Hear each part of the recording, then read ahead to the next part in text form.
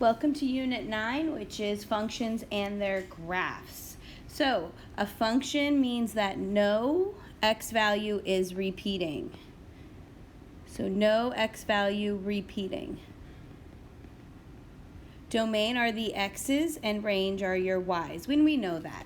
Y's can repeat, however. So, for example, A, my domain would be 0, 1, 2, 3. My range would be 2, 3, and 7. Now I know there's two number 3's, but you don't need to write it twice. Now for whether it's a function, you are only looking at your x values. So my x values are not repeating. Those are my x values. They don't repeat. So yes, this would be a function. For B, my domain are my x's, which is -2, -1, 3, and 4. My range are my y values, which is 5, 3, 7, and 12. Now, you can write these in order, but they don't have to be. I'm looking at my x values to see if any is used twice, and they are not, so yes, this is a function. Now, for letter C, my domain would be 2, -3, 4, and again, we have a 2. So I'm not going to write it twice, but I'm going to remember that for when it's a function, because 2 is used twice, we know that it's a no. My range are my y values, which are 7, 5, 8, and 10. Next, is y a function of x? Well, basically, we can break it down to simply it cannot have a y squared. If it has a y squared, we're going to say no, it's not. If it doesn't, then we're going to say yes. So this one is going to be a big no because of the y squared. This is yes, it does not have a y squared. This is yes, it does not have a y squared. This is no because of that y squared. This is also no because it has a y squared. So it can have an x squared, it can have an x cubed, but if it has a y squared in any part of the equation, it is not a function of x. Now, the vertical line test is what we do in order to determine whether a graph is a function. So you draw a vertical line through the graph, and it can only touch it once. So when I draw a vertical line anywhere on this graph, notice that it touches it one time. So yes, this is a function. However, when I go to B and I draw my vertical line, it touches it twice. So because that vertical line touches the graph 2 times, it is not a function. Domain is what x cannot be, and we're familiar with that. We've been working on domain for a long time. If we have x squared and x cubed, then your domain is always -infinity to +infinity.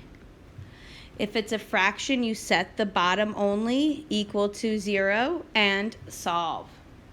If it's a square root, you set just the equation, greater than or equal to 0, and solve. So, for example, A, because it doesn't have a fraction or a radical, my domain is -infinity to +infinity. For example, B, I'm going to go ahead and factor that denominator to be x minus 3 and x plus 1. So the two things x cannot be are 3 and -1. So when we write that in interval notation, it's -infinity to -1, the two numbers together, and then your bigger number, which is 3, to +infinity. For example, C, I'm going to factor those. I get x plus 7 and x minus 7. So the two things x cannot be are plus or minus 7. So in interval notation, -infinity to my smaller number, my two numbers together, and then my bigger number to +infinity. For letter D, we have 3x plus 12. We're going to set that greater than or equal to 0. And the reason why, remember, is that we cannot take the square root of a negative number. So we're going to go ahead and solve this, and we're going to get x has to be greater than or equal to, sorry about that, guys, -4. So that's going to be -4 to +infinity. Notice there's only one interval here because there's not any negative opportunities lower than -4. At that point, the radical would become a negative underneath. All right, so combining functions. F plus g, we're going to add together the two equations. F minus g, we're going to distribute minus to second equation and then combine like terms. F times g, we're going to multiply the two equations. Combine like terms at the end as well. And then f divided by g, we divide and state domain. All right, so let's give it a go. So for the first one, it's f plus g. Notice that the two equations that they give us are listed here in the instructions, right there. All right, so if we go back here, all right, so f plus g, we're going to write the f of x equation and add it to the g of x equation. We're going to combine any like terms and put it in standard form. So my final answer for f plus g is x squared plus 3x minus 3. For f minus g, we're going to put the f of x equation first because that's what's first, minus, and I'm going to put my g of x equation in parentheses. I'm then going to distribute my this negative sign to all three of these and rewrite it. So 2x minus 1 minus x squared minus x plus 2. Now I'm going to put this in standard form. And that is your final answer. Negative x squared plus x plus 1. For c, we're going to multiply these two guys. So it's going to be 2x minus 1 times x squared plus x minus 2. Now, you know how I like to do this. Anytime I have a binomial times a trinomial, I like to use a box method. So we're going to set up that box. The 2x and the negative 1 goes here. The x squared, the x, and the negative 2 goes here. So I'm going to multiply. I get 2x cubed, 2x squared, negative 4x. Here I get negative x squared, negative x, and positive 2. So we're going to write this in standard form. And that is the equation of f times g.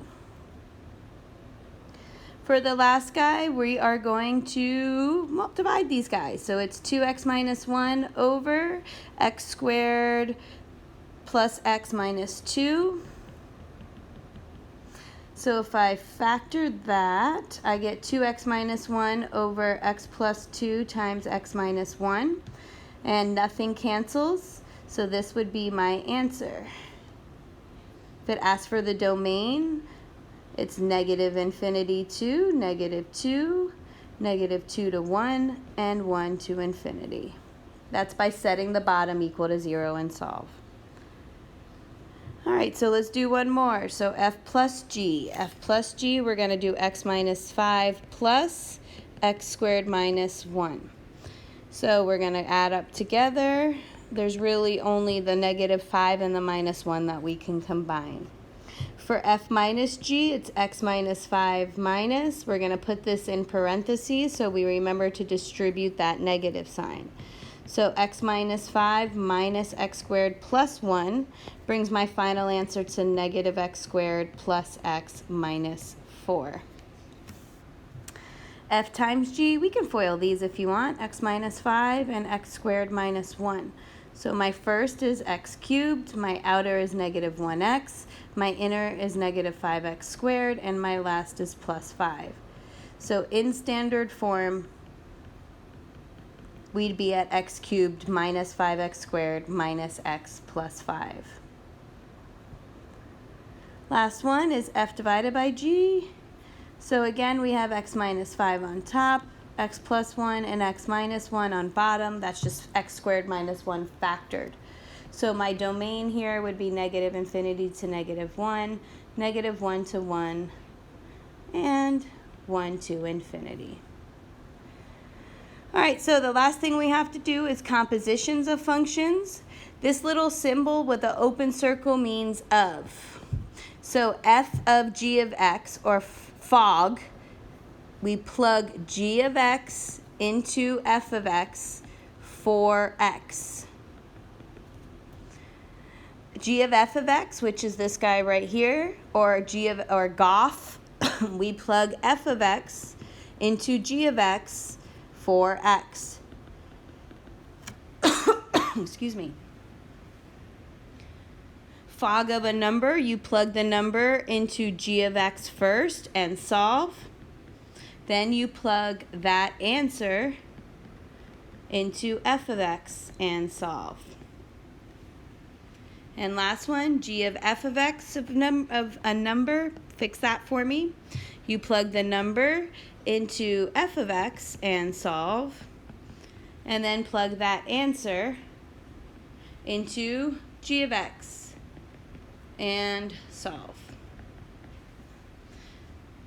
All right. So given that f of x is 3x minus 4 and g of x is x squared minus 2x plus 6, find each of the following.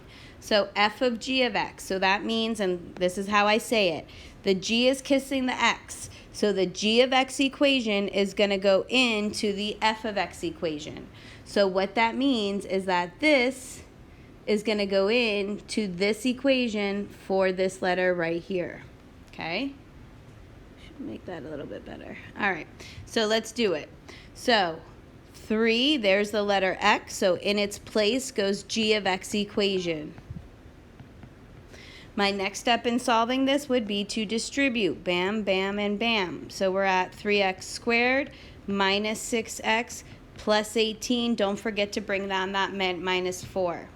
We combine like terms, and we get 3x squared minus 6 plus 14.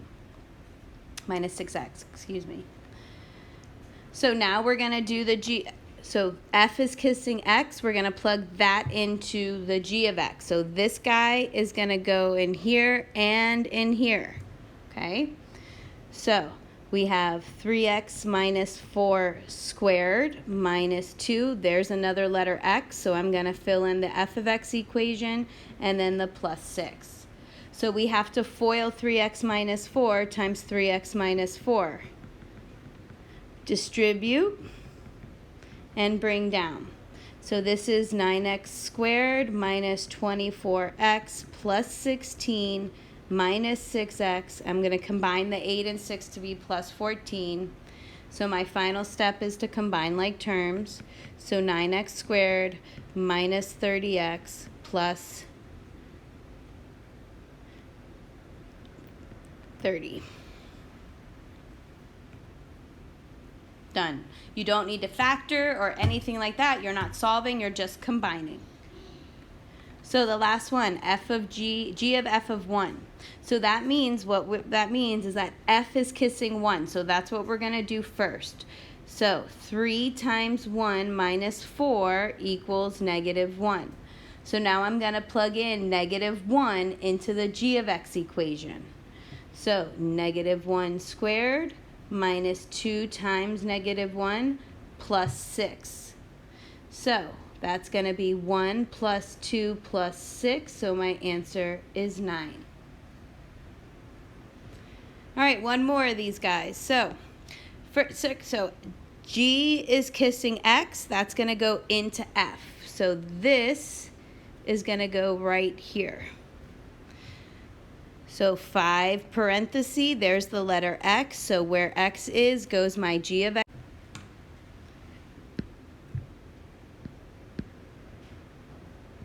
No, I don't want to name it. Why can't I name this?